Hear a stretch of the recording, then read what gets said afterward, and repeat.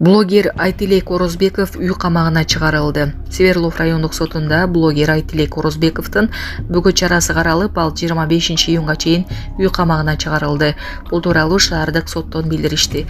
Айта кетсек, буга чейин Чүй облустук милициясы YouTube блогери Айтилек Орозбековду улут аралык кастыкты козотууга шектелип кармалгандыгын билдирген. Ал жарнамаларды, аталыштарды кыргыз тилинде жүргүзүү талабын айтып, видеолорду чыгарып келет. Трамп: Путин баарын алгысы келет, мен уктабай калдым. АКШ президенти Флоридадагы демөөрчүлөргө Украинада тынчтык орнотуу аракетинен улам уйкусу кеткенин ачык айтты. Согуш аны түнү менен уктатпаган, сананын булагы болуп калды деп жазат The Wall Street журнал. Дональд Трамп Путинди өзгөчө катаал сүйлөшүүчү деп атап, ал баарын алгысы келет деп билдирет. Булак Арча медиа.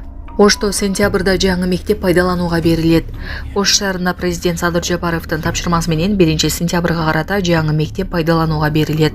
Жолон Мамытов көчөсүндөгү 1 гектар жери жана бүтпөй турган курулушу менен жеке тарапка өтүп кеткен имарат мэриянын балансына кайтарылып алынган.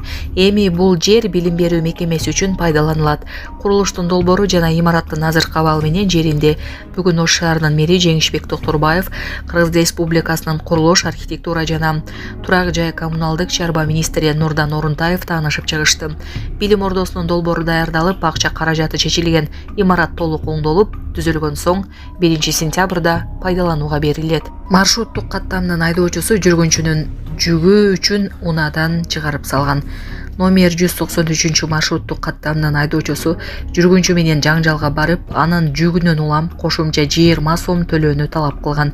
Жүргүнчү төлөөдөн баш тарткан учурда айдоочу аны маршруткадан күч менен түшүрүүгө аракет кылып, жаңжал уруш менен коштолгон. Күбөлөрдүн айтымында айдоочу урушуп, сөгүнүп, коомдук жайда кичинекей балдар катышкан шартта адепсиз жүрүм-турум көрсөткөн. Окуя тууралуу видеолор жана күбөлөрдүн билдирүүлөрү социалдык тармактарда тарады. Ассаламу алейкум, урматтуу кыргыз элим, Кубанычбек кызы кымбат. Улум Мухаммад ошо жол кырсыгына кабылып, башынан удар алган. Азыркы учурда жардамга муктаж, балам отура албайт, баса албайт. Баламдын операциясына жардам кылып кетиңиздер, сиздерден сураныч. Баланын бир жери ооруса, эненин жүрөгү ооруйт экен, сиздерден сурадарым. Баламдын басып кетүүсүнө себепкер болуңуздар. Көптү көрсөк өл болот дейт. Мен да балам көптүн катарында басып, ойноп, күлүп жүрүшүн каалайм. Бул теңдүүлөр чуркап жүрөт азыр. Жардамыңыздарды аябаңыздар. Сиздердин берген жардамыңыздарды алып жатабыз. Рахмат чоң. Бизге азыркы учурда $5000 каражаты керектөлүүдө, $13,000 чогулду. Жардамыңыздарга чоң рахмат, Аллах таалам ыраазы болсун. Экөөбүздүн номерлер М-банк кымбаткы деп чыгат 3197. Ошол эле номерде деньги бар. Баланс кылып салам дегендерге. Россия өлкөсүнөн котором дегендерге Сбербанк бар. 0600 Самаган деп чыгат. Өзүмдүн иним азыркы учурда Россия өлкөсүндө иштеп жүрөт. Берген жардамыңыздарга чоң рахмат, Аллах таалам ыраазы болсун.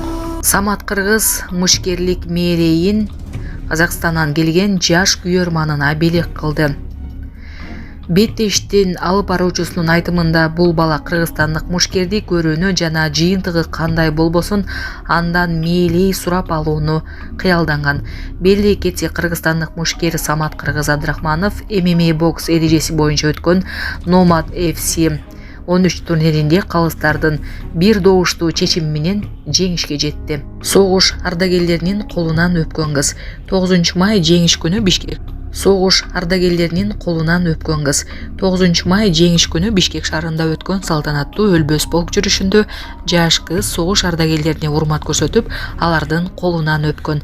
Бул көрүнүш интернет колдонуучулар тарабынан жылуу кабыл алынып, социалдык тармактарда кеңири тарады. Көпчүлүк кыздын аракети тарыхты урматтоонун жана улууларга болгон ызаттын үлгүсү катары баалашты. Комментарийлерде чын дилден чыккан сый-урмат, патриоттук тарбиянын үлгүсү деген пикирлери арбын айтылды. 5 айга кечээ автобустардын Бишкек Ош жолунда каттоосуна тыюу салынды. Бул тууралуу жол кыймылынын коопсуздугун камсыздоо башкы башкармалыгынан билдиришти. Маалыматта белгиленгендей, жүргүнчүлөрдү ташыган транспорт каражаттарынын катышуусунда жол кырсыктарынын алдын алуу жана бул турбу жүргүнчүлөрдү ташууну жөнгө салуу максатында транспорт ишин жөнгө салуу жана лицензиялоо бөлүмү тарабынан Бишкек шаарынын Батыш авто бекетинде төө ашуу аркылуу жүргөн Бишкек-Ош, Бишкек-Жалал-Абад, Бишкек-Талас каттамдарынын айдоочулары менен жолугушуу өткөрүлдү. Андай 1 майдан 15 октябрга чейинки мезгилде климаттык шарттарды эске алуу менен 16 орунду кичи автобустардын жүрүүсү боюнча талаптар коюлду. Ошондой эле айдоочулардын жүргүнчүлөрдү ташуу эрежелерин сактоосу, лицензиялык жана уруксат берүүчү талаптарга шайкеш иш алып баруусу, транспорт каражаттарынын техникалык абалы, коопсуздук куруу, ылдамдыкты чектөөсү, аялдамаларда токтоо сыяктуу жол кыймылынын эрежелерин сактоо боюнча профилактикалык иш-чаралар өткөрүлдү. Эртең кыргыз мушкери Валентина Шевченко франциялык Фиоро менен беттешет. UFC 315 турниринин башкы беттешинин алдында жеңил салмактагы UFC чемпиону кыргыз мушкери Валентина Шевченко Манон Фиоро салмак өлчөө процедурасынан ийгиликтүү өтүштү. Таразов Шевченконун салмагын 56 кг 24 грамм, ал эми Фиоронун салмагы 56 кг 69 грамм деп көрсөттү.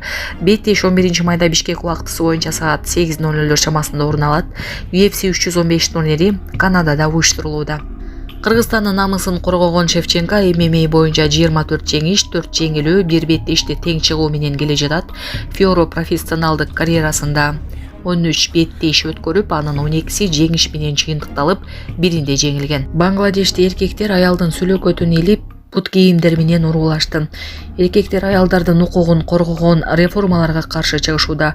Алар бул шариятка туура келбейт деп ишенишет. Реформаларды бири аялдарга бирдей менчик укугун берет. Садыр Жапаров желектин сүрөтүн жерден сыйрып жөнтөгүнө салды.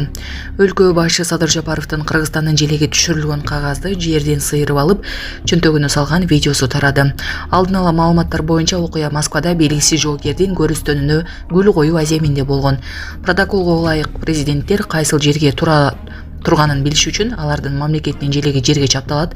Суу тармак колдонуучулары президенттин мындай аракетин алкап жатышат.